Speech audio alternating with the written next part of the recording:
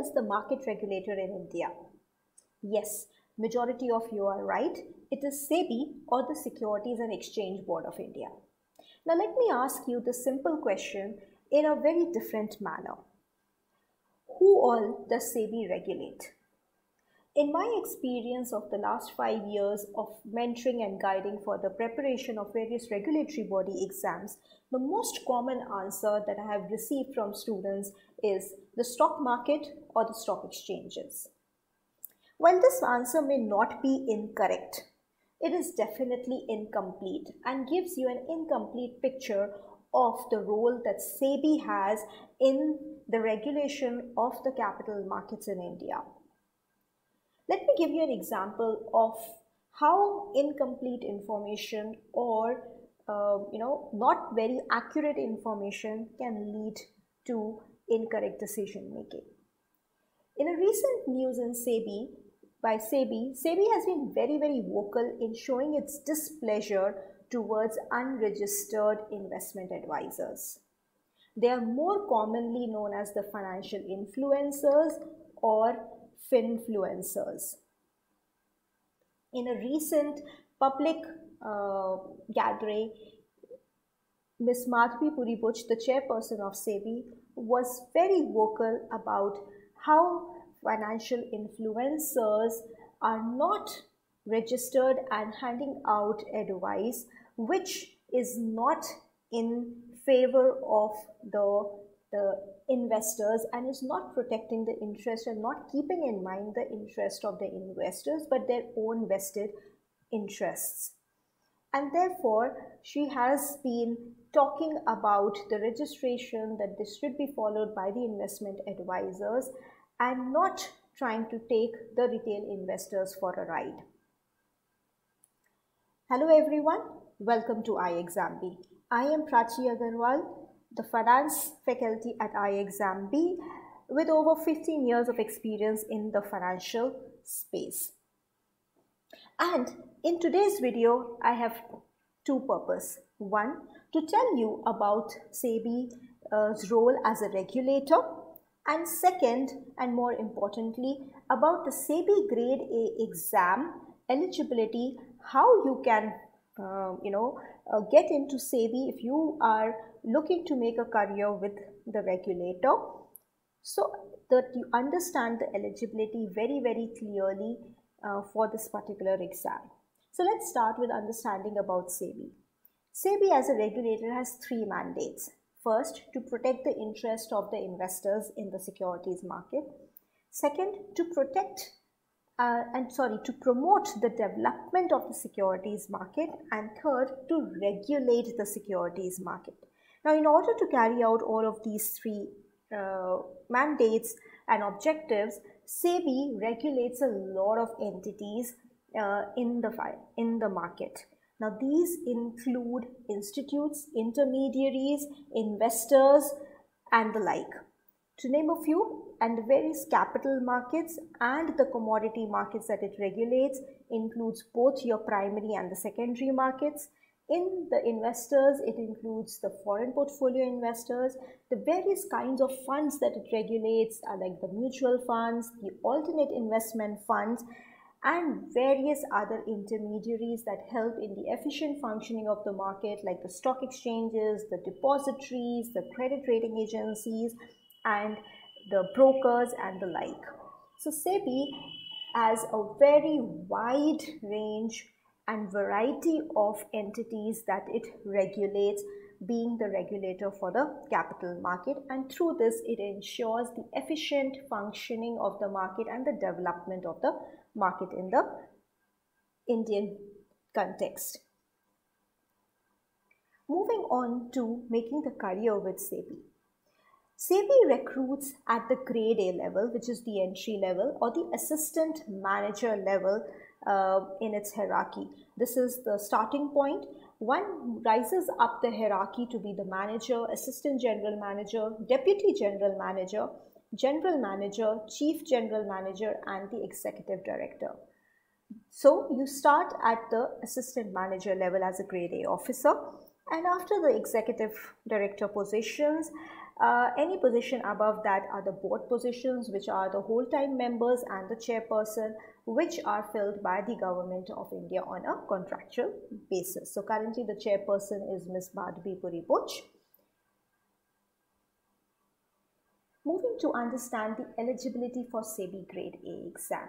This is very, very important because again, I have seen a lot of misguidance or misconceptions related to the eligibility of SEBI Grade A exam, which is a little different from other regulatory body exams. So I will cover how it is a little different, and in fact, it is very, very conducive and very encouraging to be able to apply for SEBI because there are a lot of relaxations that are available for giving this particular exam.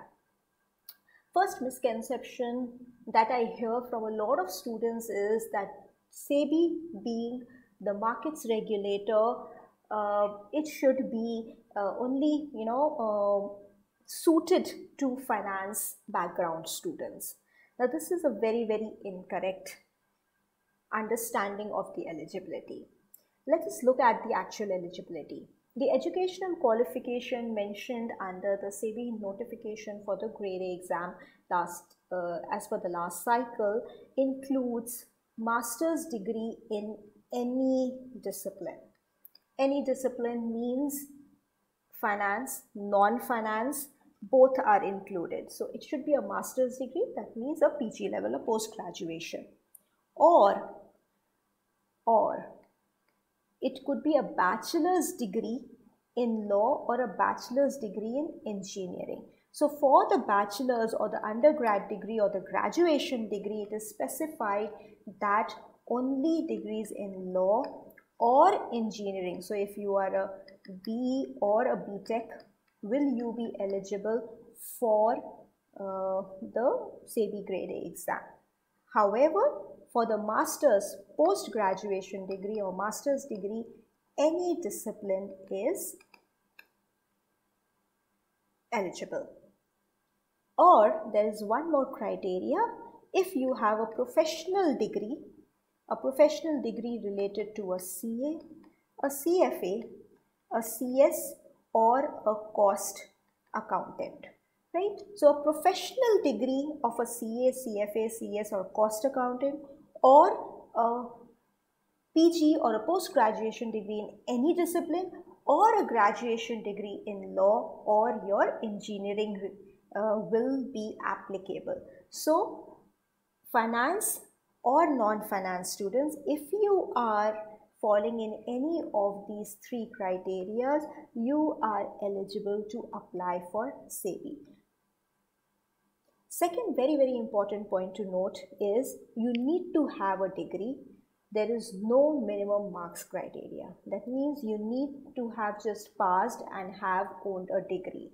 There is no criteria as to, a minimum percentage like 60%, 55% mentioned or required in this particular exam. So that is a very, very big relaxation, a very important point for a lot of aspirants looking to make a career in SEBI, where they may have not reached a certain threshold of marks for various reasons. All you need to have an eligible degree to apply. Another very important point is you do not need a work experience. So freshers or experienced, both are at an equal footing as far as the eligibility is concerned.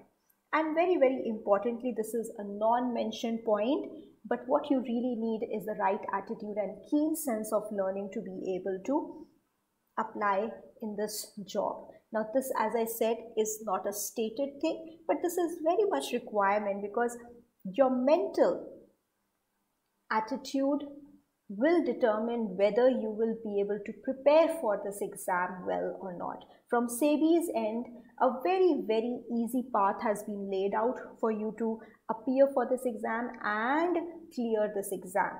But we need to have the right attitude and a sense of learning and moving towards our goal of becoming a SEBI Grade A officer that will take us to that goal ahead.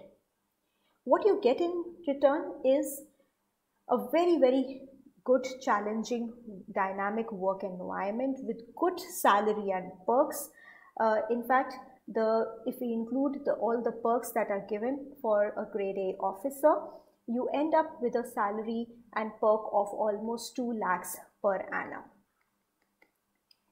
You get to understand the real understanding of the economy and the financial markets, the interlinkages, the dependencies, how they complement each other from the very inside. A lot of students, when they aspire to be working in the financial markets, one of their core keen interests has been that they really start liking economics and understanding the Indian economy. So here is your chance to actually work with the regulator to understand it from the inside out.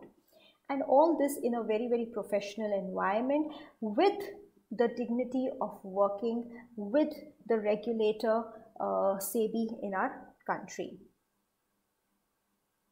So that is a very, very important thing from the eligibility point of view. The next important aspect to understand for the SEBI Grade A exam is the selection process. The selection process is a 3-step process consisting of 2 phases of written exam,